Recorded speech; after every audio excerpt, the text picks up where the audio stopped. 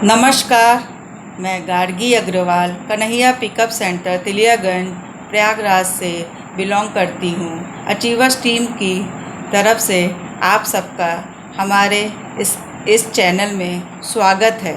हमें एक टॉपिक मिला है कि हमारा परिचय आरसीएम में हम कैसे शामिल हुए, आरसीएम में हम क्या करना चाहते हैं, किस पायदान तक हम आरसीएम में पहुंचना चाहते हैं, हमारा क्या उद्देश्य है। इन्हीं बातों को लेकर मैं कुछ आपसे अपनी भावना शेयर करूंगी कि आरसीएम मुझे कैसे मिला, आरसीएम में हम क्या करना चाहते हैं। सही बात है, अभी तक तो हम अंदर से जानते ही नहीं थे हम करना क्या चाहते हैं। मेरी शिक्षा MA LT है।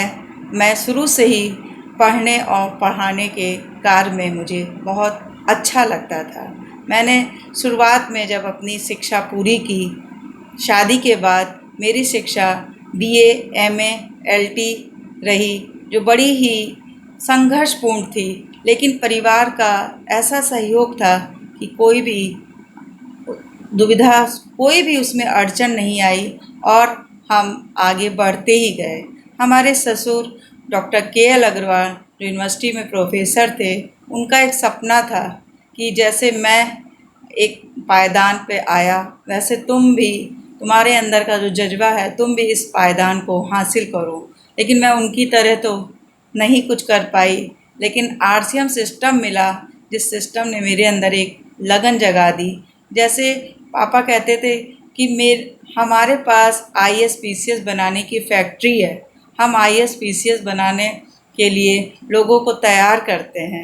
एक IAS बनना आसान है, लेकिन जो प्रोफेसर होता है वो कई IAS PCS को पैदा करता है। उसी तरह आज हमें लगता है कि हमें आरसीएम का सिस्टम मिला है, हम कितने लोगों को इस सिस्टम से जोड़कर और बहुत बड़ा पायदान दे सकते हैं। जब स्कूल में पढ़ाते थे तो ये लगता था कि पढ़ना और पढ़ाना सबसे अच्छा कार्य है, और अच्छा कार्य है भी, लेकिन उससे बढ़कर जब हमें सिस्टम मिला तो मुझे लगा कि पढ़ने और पढ़ाने के साथ अगर रोज़गार भी मिले तो इससे बढ़कर और क्या काम हो सकता है। ये कार्य मुझे बहुत अच्छा लगता है। इस कार्य को करते हुए मेरे अंदर एक जज्बा जाग गया कि हमें इसे अपने जीवन के आखिरी सांस तक करना है। स्कूल करते करते कुछ ऐसी चीज़ें आई सामने कि एक डिसीजन लेना पड़ा कि आगे बढ़ो या फिर वहीं रुक जाओ।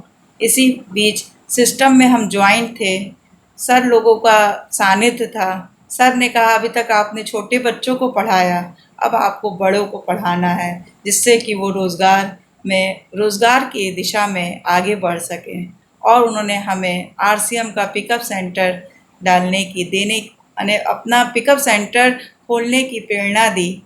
हमारे पास तो कोई ऐसा अनुभव था ही नहीं कि हम सेंटर चला पाते, लेकिन सर का गाइडेंस था कि आप कर पाएंगी, आप कर पाएंगी।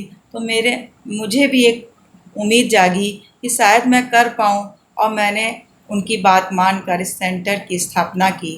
कन्हैया पिकअप सेंटर हमारे ससुर जी के नाम पर ही है। मैं उन्हीं के पद चिन्हों पर चलना चाहती थी, तो मैंने सोचा कि वो कार्य तो पापा ने किया, लेकिन इस कार्य को अगर मैं करती हूँ तो आगे आने वाले समय में जो लोग इस सिस्टम से आगे बढ़ेंगे तो कहीं ना कहीं हमारे पापा का नाम रोशन होगा। और यही एक मेरे अंदर लगन थी, यही एक मेरे अंदर जज्बा जागा कि हमें कुछ करके दिखाना है, कुछ बन के दिखाना है। और सिस्टम ऐसा है कि अगर हम मन में संकल्प कर लें तो हम ज़रूर कर सकते हैं। आरसीएम कैसे शामिल हुए, ये तो पता ही नहीं चला कि हम कैसे शामिल हुए। शुरू में जब आरसीएम नया नया 2004 और की बात है, 4 से 5 के बीच की बात है, कि जब आरसीएम की शुरुआत में हमारे पास एक हमारी फ्रेंड आई, कहने लगी ऐसे एक सिस्टम है और आप उसमें ज्वाइंट होकर अपने देश का सामान यूज़ कर सकती हैं। तो हमें बहुत अच्छा लगा कि अभी तक तो हम सोचते थे कि भाई लिस्ट बनाएं, देखें कौन सी चीज़ इंडियन है, कौन सी चीज़ वैसी है, लेकिन करते भी थे, चाहते भी थे, लेकिन पूरी तरह हम समर्पित नहीं थे। लेकिन ये सिस्टम ऐसा है कि हम अपने देश की सेवा भी पूरी तरह समर्पित होकर कर सकते हैं। तब हमने ज्वाइन किया, यूज़र बन के खाते रहे, यूज़र बनकर रहे, क्योंकि पूरी अच्छी तरह से वहाँ पर नॉलेज नहीं मिल पाई। कुछ अपने में ही कमी थी, कुछ समय की कमी थी कि हम इस कार्य को आगे नहीं कर पाए। लेकिन जब हम नीरज सर की टीम में ज्वाइन हुए, तब सर ने सिस्टम में असली में करना क्या है इस बात से परिचित कराया। तो लगा अभी तक तो हम जैसे मार्केट से खरीद रहे थे, यूज़र बने हुए थे, वही कार्य कर रहे थे, तो हम कैसे बड़े पायदान को पा सकते थे। और हमारे साथ आने वाले लोग भी जब हम नहीं पा सकते तो हम आने वाले लोगों को कैसे उस दिशा में आगे बढ़ा सकते थे। लेकिन अब नीरज सर के गाइडेंस में, अचीवर्स टीम की पूरी टीम के गाइडेंस में जो कार्य हमको करने को दिया गया, उससे लगा कि हाँ, इसमें है दम। अगर हम पूरा तन मन धन पूरा अगर इसमें लगा देंगे, तो कहीं ना कहीं ये ऐसी एक सीढ़ी है जो ऊपर ही जाती है, नीचे नहीं आती। यही सब एक जज्बा इस सिस्टम में है। जो इसको जान जाता है, जैसे दूध में मक्खन होता है, लेकिन दूध जब हम लाते हैं तो बच्चे कहते हैं इसमें मक्खन कैसे है, लेकिन हम माएँ जानती हैं कि कैसे उसको दही जमाया जाएगा, कैसे उसको गर्म करके दही जमाया जाएगा, दही जमाने के बाद उसको बिलोया जाएगा, फिर उसके बाद भी उसमें ठंडा गर्म पानी जैसी उसकी ज़रूरत होती है डालने पर, कैसे मक्खन तैर के जब ऊपर आता है तब उसमें से दूध में से मक्खन निकलता है। वही कार्य हमारे आरसीएम सिस्टम में है। जो इसका सही जानकार होगा, जो इसके बारे में सही तरीके से गाइड करेगा, तभी हम इसके अंदर की गहराई में से मोती को निकाल पाएंगे।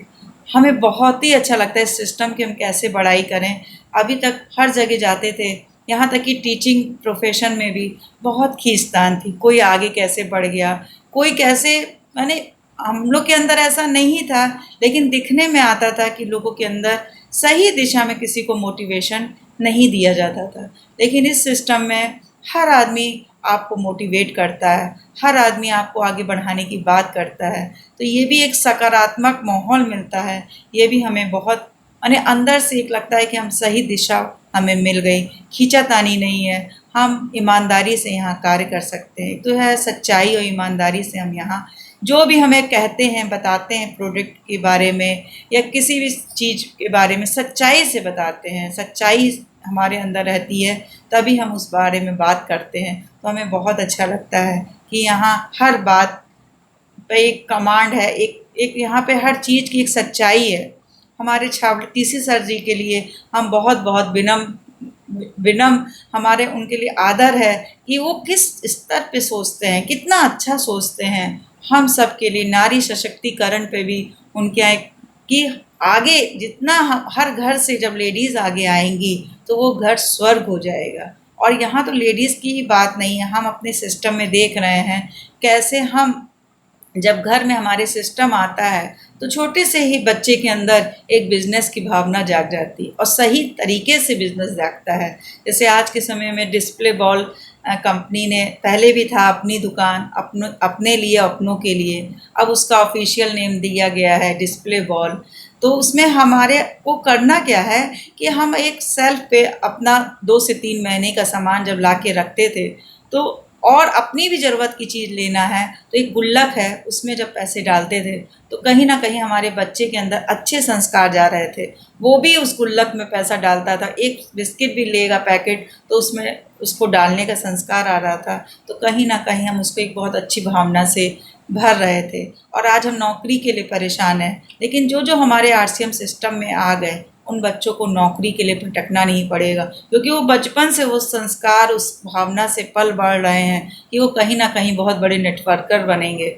आज हमारे अंदर एक नेटवर्क तैयार करने की क्षमता आ रही है। अभी तक तो हमने अपनी अनजाने में नेटवर्क बनाया, लेकिन अब हम लगता है कि जो इस बात की वैल्यू करे, हम उसको इस नेटवर्क में लाएं, और जिसको सही मायने में ज़रूरत है अपने उसकी, उसको हम इस नेटवर्क से जोड़ें। नहीं तो लोगों को यूज़र ही बना रहने दें। यूज़र बने रहते हैं तो खाते रहते हैं, लेकिन जिस दिन हम उनको अपने नेटवर्क में शामिल कर लेते हैं, उनकी बिना हमारे उस पर वो आ जाते हैं तो वो कहीं न कहीं हमारे लिए कोई कार्य नहीं करते, खुद के लिए भी वो बंधन डाल देते हैं। इसीलिए हमें अपने अंदर ऐसा जज़्बा पैदा करना है, जिसको भी हम इस नेटवर्क में शामिल करें, पूरी तरह से उसको उसको समझा के, उसको बता के, उसकी पूरी राय लेके हम जब शामिल करते हैं, वो पूरे मन से, पूरे दिल दिमाग से जब हमारे इस नेटवर्क में आता है, तो वो हमारी ही तरह कार्य करता है। तभी हमें अच्छा लगता है कि एक हमारा साथी हमारे साथ आगे हाथ बढ़ाने के लिए आ गया, और फिर वो भी अपने ही एक जैसा साथी जब लाता है, तो हमारा नेटवर्क मजबूत बनता है। जो ऊपर नीचे नहीं होता, वो नेटवर्क टिकाऊ होता है, और हम सब एक अच्छी आमदनी पाने की दिशा में बढ़ने लगते हैं। सर ने कहा कि अभी तक का सफ़र सफ़र इतना अच्छा रहा कि अब उसको तो हम शब्दों में नहीं कह पा रहे, क्या-क्या चीज़ें हम कह गए हमें कुछ पता ही नहीं। लेकिन इतना पसंद है इस सिस्टम की हर एक चीज़, हर एक प्रोडक्ट, हर एक भावना, माने हमको कुछ समझ में नहीं आता है कि हम यहाँ काम नहीं कर रहे, यहाँ हम दिल से जुड़ गए। दिल से जुड़ गए और यही चाहते हैं कि जो भी हमारे साथ आए, वो भी दिल से जुड़ कर आए। हमें उसके ऊपर प्रेशर नहीं बनाना पड़े कि भई खरीदारी कर लो, भई आ जाओ, भई मीटिंग देखो। उसके अंदर खुद जज़्बा हो कि वो खुद यूट्यूब पे देखे, खुद जाने, और हम समय-समय पर उसके मोटिवेशन के लिए उसके साथ रहें। लेकिन हमें उसके साथ ये ऐसा ना लगे कि हम उसके साथ ज़बरदस्ती कर रहे हैं, हम उसको ज़बरदस्ती लाना चाह रहे हैं। लेकिन जब भी वो आए तो पूरे मन से आए। हमारा लक्ष्य है इस बार दिसंबर 2020 तक, सर का कहना है कि आपको हमको रॉयल्टी के लिए प्रयासरत रहिए। रॉयल्टी तो हर कोई लाना चाहता है, लेकिन हम चाहते हैं हमारी टीम में रॉयल्टी आए, हमारे ज़रूरतमंद घरों में पैसे जाएँ। हमें कैसे भी करके इस सिस्टम में जो भी इसकी टेक्नीक है उसको समझना है, और अपने नीचे रॉयल्टी को लाना है। हमारे को लगता है कि जिस चेहरे की मायूसी देखते हैं, उस चेहरे की मायूसी को मुस्कुराहट में बदलने की इच्छा होती है। सिस्टम इतना अच्छा है, लेकिन अभी हमारे पास नॉलेज की कमी है कि हम उस सिस्टम को पूरा उन तक पहुंचा नहीं पा रहे हैं। इसलिए हम चाहते हैं कि हमारे नीचे जितनी भी टीम है, वो सब रॉयल्टी तक पहुँचे। उस दिशा में हमें काम करना है। डिस्प्ले वॉल, माने 10 डिस्प्ले वॉल की तो इच्छा है मन में कि 10 डिस्प्ले वॉल खुले, और वो भी ऐसे खुलें कि वो पिकअप सेंटर से बढ़कर हों, और उसमें मेरा जितना भी सहयोग हो, मैं दिल से सहयोग दूँगी, मन से सहयोग दूँगी, समय से सहयोग दूँगी, और उसको एक सही पायदान देना है। अभी तक पिकअप सेंटर से तो हम सामान लेके जाते थे, लेकिन डिस्प्ले वॉल को भी हम एक अर्निंग का साधन बनाना चाहते हैं। तो हम चाहते हैं कि उसमें जो भी सामान लेके जाएँ, तो हम बिज़नेस के तौर पे उस डिस्प्ले वॉल को फॉलो करें। हम अपने अपने से शुरू करें और अपने जानवरों तक पहुँचाएँ। फिर उसके बाद हम जब उनको ये बताते हैं कि आप जब हमारे सिस्टम में आते हैं, तो आपको ये फ़ायदे मिलेंगे, तब वो हमारे सिस्टम से मन से जुड़ेगा, तन अच्छे से जुड़ेगा, और हमारी तरह ही नेटवर्क तैयार करने के लिए हमारा सहारा बनेगा। हमारी इच्छा है कि डिस्प्ले वॉल में जो भी सामान है, उसको हम सब एमआरपी पे दें। जो भी डिस्प्ले वॉल खोल रहा है, तो उसको एक नगद नगद उसको एक रिटेलिंग का ज़रिया मिले, और उसके अंदर एक करने का जज़्बा आए। और हमारे सारे साथी अगर इस दिशा में सोचेंगे, एक जैसा कार्य होगा, तो ज़रूर हम सब इस डिस्प्ले वॉल के सिस्टम को कामयाब कर पाएँगे। और कहीं न कहीं हम लोगों, क्योंकि इस समय इतनी बेरोज़गारी है, जिसने 10,000, 20,000, 50,000 लगाया है, तो अगर उसको तुरंत का कुछ पैसे नहीं मिलते, तो कहीं न कहीं उसके परिवार में, उसके मन में माने एक बहुत अच्छी भावना नहीं आ पाती कि इसको हम कैसे आगे तक ले जाएँ। देखिए, दिल से कहना तो बहुत आसान है, ऐसा करो, ऐसा करना चाहिए। लेकिन जब हाथ में पैसे नहीं होते, तब का दर्द समझ में आता है कि किसने किसने कैसे 10,000 रुपये भी लगाए हैं, तो अब उसको कुछ तो रिटर्न मिलना चाहिए। कंपनी से तो हमको रिटर्न मिलेगा ही, ये तो हमें विश्वास है, जॉइनिंग भी आएगी। लेकिन तुरंत के लिए हम कहीं न कहीं एमआरपी पे, अगर हम बिज़नेस करते हैं, एमआरपी पे सामान देते हैं, और 1,000 कुछ एक समय एक लिमिट लगाते हैं कि 500, 1000 तक का अगर एक साथ सामान लिया जाता है, तो हम आपको विशेष छूट देते हैं, 10% की छूट देते हैं, तो वो छूट नज़र आती है। लेकिन ऐसे अगर हम डीपी रेट पे सामान दे देते हैं, तो अगले को छूट भी नहीं समझ में आती, और हमको कोई तुरंत का रिटेलिंग का फ़ायदा भी नहीं मिलता। इसीलिए हम चाहते हैं, हम अपने इस चैनल के माध्यम से कहना चाहते हैं, जितने भी डिस्प्ले वॉल खुलें वो सब एमआरपी रेट पे काम करें, तो अब तो हम इस काम को बहुत आगे ले जा पाएंगे। और सब चाहते भी हैं, लेकिन हम सब एक धारा में जब नहीं चलते हैं तो हम कोई एक नियम नहीं बना पाते। लेकिन अगर इस नियम पर चलेंगे तो हमारे पास ज्वाइनिंग भी आएगी और हमें काम करने का सही तरीका भी मिलेगा। ये मेरा अपना ओपिनियन है, अब आगे जो सही हो वो करना है। लेकिन हम चाहते हैं कि हमारे अंडर में जितने भी डिस्प्ले वॉल खुलें वो सब काम करें एमआरपी पे, और उनको बताएं भी कि अगर आप हमारे सिस्टम में जुड़ते हैं तो आपको पूरा फ़ायदा मिलेगा। तब तो हम बिल करेंगे तो आपके नंबर पर आपको पूरी छूट मिलेगी। लेकिन जब तक आप हमारे सिस्टम से नहीं जुड़ रहे हैं, आपको स्वदेशी सामान मिल रहा है, आपको अच्छा सामान मिल रहा है और मार्केट से फिर भी हमारा सामान वाजिब रेट पर है, हमें अपने सामानों की वैल्यू करनी है। हम उन सामानों के रेट को जब कम करके डीपी रेट पे देते हैं तो उनको तो लगता है कि अरे ये तो और भी ज़्यादा कमा रहे हैं, और भी ज़्यादा पा रहे हैं, तभी तो ये हमको डिस्काउंट करके दे रहे हैं। जब उनको बताते हैं कि अरे हमारा, हम अपने रेट पे आपको दे रहे हैं, तो वो भी यही कहते हैं कि नहीं, कुछ तो आपको भी लेना चाहिए, मिलना चाहिए। कंपनी से जब मिलेगा तब, अभी नया आदमी ज्वाइन हुआ है उसको मिलने में तो टाइम लगेगा, 6 महीने 5 महीने, तुरंत तो उसके पास अर्निंग नहीं आने लगेगी। लेकिन ये अर्निंग अगर आने लगती है तो 10,000 से 20,000, 20,000 से 30,000, 40,000, 50,000 तक की रिटेलिंग करने की क्षमता रखेगा कि हमारे पास नगद पैसे के रूप में इनकम आने लगेगी। मेरी अपनी यही सोच है, यही भावना है। इस समय जितनी बेरोज़गारी है, अगर हम करंट की बात नहीं करेंगे तो हम इस काम को भी बहुत अच्छे से आगे नहीं ले जा पाएंगे। लेकिन अगर इस दिशा में अगर हमने काम करना शुरू, और हम सब एक मत हो जाएं, एकजुट हो जाएं, तो हर काम आसान हो जाता है। आरसीएम सिस्टम में तो इतनी अच्छी प्लानिंग है, इतनी अच्छी कंपनी की तरफ से शुरुआत हुई है कि हम खुद बिल करें, अपने नीचे जितने भी डाउन लाइन है हम सबका बिल कर सकें, और अपने डिस्प्ले बॉल को हम पिकअप सेंटर से भी अच्छे मुकाम पर ले जाएं। यही मेरी सबके लिए शुभकामना है, यही मेरी भावना है कि हर घर को रोज़गार मिले, हर घर में इनकम आए, हर जगह आरसीएम, जय आरसीएम, जय आरसीएम की ही पुकार हो। हर घर में आरसीएम जाए, हर घर में आरसीएम का दीप जले, और जितना हमसे हो सके मैं अपनी आखिरी सांस तक इस आरसीएम को दे रही हूँ, और खुशी से दे रही हूँ, मन से दे रही हूँ। हर कार्य को जब भी किया है मन से किया है। और इस अचीवर्स टीम के सर नीरज सर के लिए, के सर के लिए, अमित सर के लिए मेरा बहुत ज़्यादा मैं शद नमन हूँ कि कैसे वो मन से जुड़ गए हैं, यही मन से हम भी जुड़े हैं, और ये जुड़ाव हमारा अंत तक बना रहे। जय आरसीएम, जय भारत,